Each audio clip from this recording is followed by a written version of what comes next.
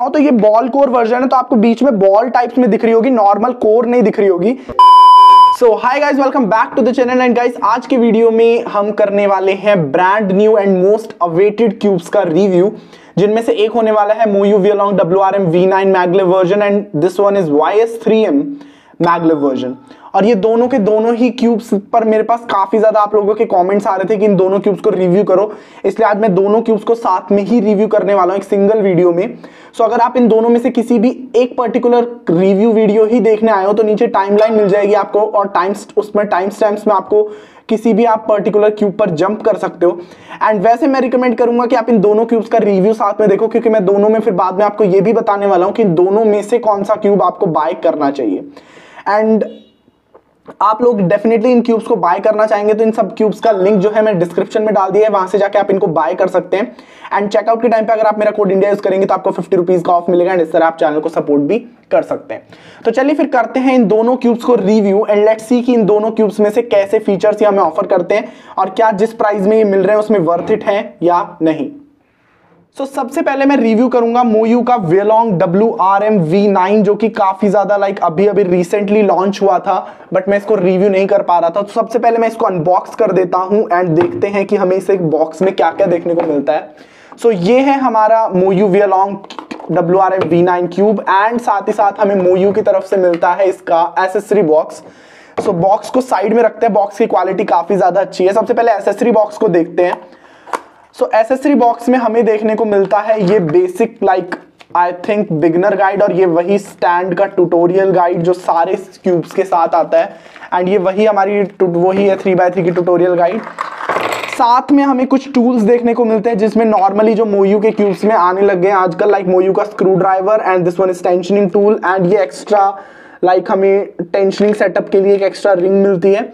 और ये दोनों टूल्स होते हैं, इनको मैंने कभी आज तक यूज नहीं किया है, बट ये मेरे को ये उनके लिए यूज होते हैं जब आप क्यूब को पूरा ओपन कर लेते हैं एंड उसके बाद एकदम इक्वल तरीके से हर साइड पर सेंटर को अलाइन करने के लिए यूज होते हैं, बट इनको मैंने कभी यूज नहीं किया है, तो इनको साइड रखते हैं। मेन फोकस है हमारा आज के वीडियो का MoYu का Vialong WRM V9, इसको करते हैं अनबॉक्स। एंड ये काफी एक प्रिटी से केस में आता है जो कि ग्लास केस है, इसको भी साइड रखते हैं। सो ये है हमारा MoYu का Vialong WRM V9 क्यूब, जो कि काफी ज्यादा अमेजिंग है। और इसकी अगर मैं फील की बात करूं तो आई थिंक बहुत ही ज्यादा फ्रॉस्टेड UV वर्जन ये वाला नहीं है, बट इसका काफी ज्यादा सरफेस जो है वो ग्रिपी है, और जिससे स्लिपरी सरफेस इसका बिल्कुल भी नहीं महसूस हो रहा है मेरे को। एंड अगर मैं इसके टर्निंग की बात करूं तो सबसे पहले इसकी टर्निंग करते हैं और देखते हैं कि कैसा है एक्चुअल में ये क्यूब। सो गाइस, टर्निंग इसकी इतनी ज्यादा स्मूथ है, मैंने जब मेरा अभी करंटली मेन गैंग 13 मैगलेव है, उसकी जो टर्निंग है उससे बिल्कुल ये रिजेंबल कर रहा है। मे बी मैं बोल सकता हूं कि इसकी टर्निंग इससे बेटर है।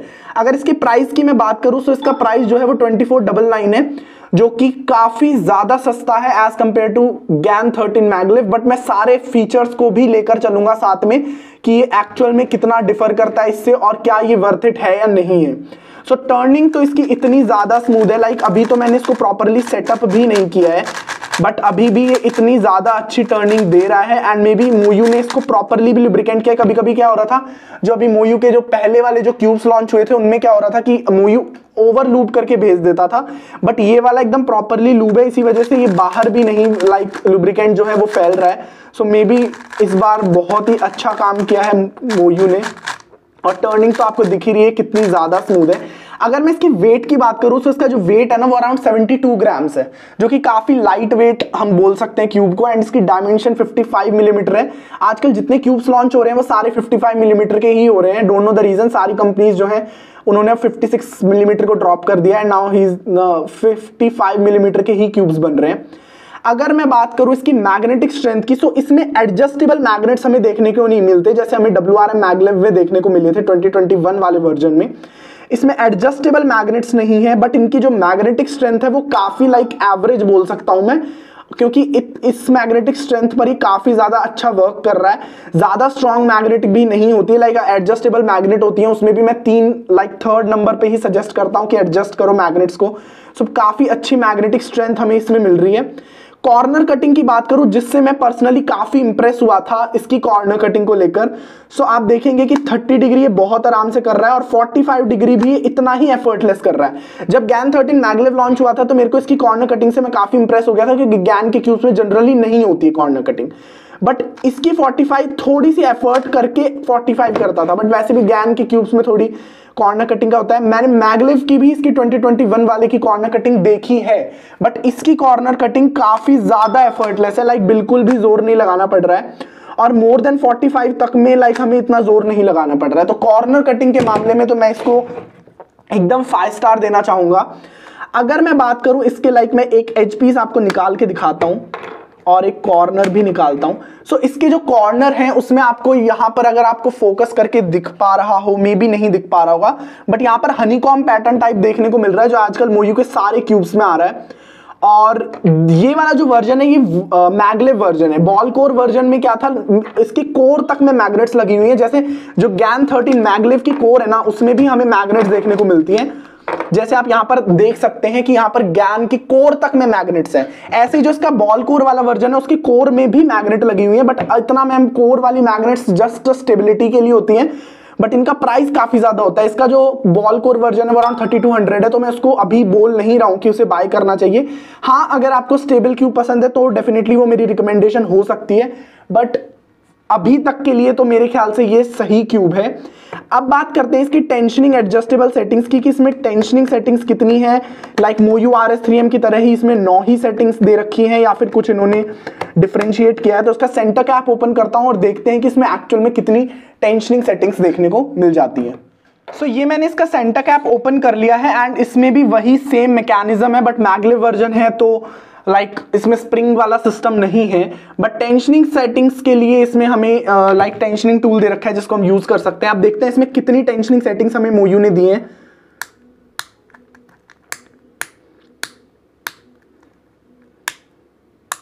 सो इसमें टोटल 9 टेंशनिंग सेटिंग्स हैं, क्योंकि लाइक ये 1 पे था, बट इसमें टोटल 9 टेंशनिंग सेटिंग्स हैं, जो नॉर्मल मोयू के सारे क्यूब्स में आजकल 9 ही सेटिंग्स हो रही हैं। और काफी ज्यादा लाइक अगर मैं बात करूं तो टर्निंग काफी स्मूथ है। मैं जनरली रिकमेंड करता हूं कि टेंशनिंग सेटिंग को 3 पर रखना चाहिए, क्योंकि उससे ज्यादा ये लाइक फास्ट इतना ज्यादा सही स्टेबल टर्न करता है और इतना ज्यादा आपको लूज टर्न भी नहीं लगेगा। और कभी कभी क्या होता है, जब ज्यादा लूज टर्न होता है तो उससे भी प्रॉब्लम हो जाती है सॉल्विंग में।